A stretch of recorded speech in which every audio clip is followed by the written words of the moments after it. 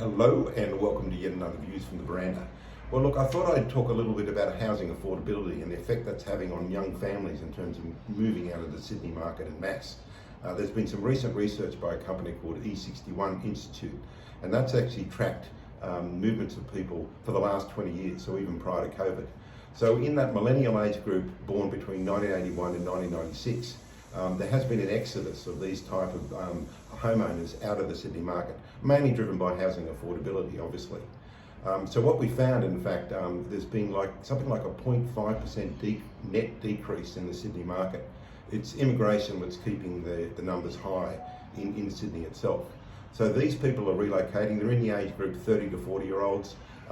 They're obviously young families. They need to get a bigger home, and they're finding that they just can't afford to buy into the Sydney market. And they are looking at more of the regional areas.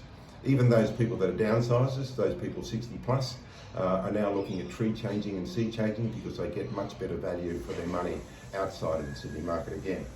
So as I mentioned to you, that decrease seems to be affecting the number of people, that net number of people which are in the Sydney market. And what we find, in fact, they're looking at more of the commuting areas around Sydney, such as sort of Wollongong, Newcastle, Lake Macquarie, and the Lake Illawarra area.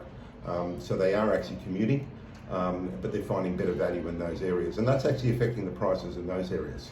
So the big issue that Sydney has to face is how they can actually make properties more affordable so we keep these young families in the Sydney market.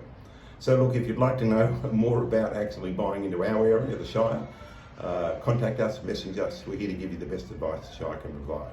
But until next time, take care and look after each other. Thank you.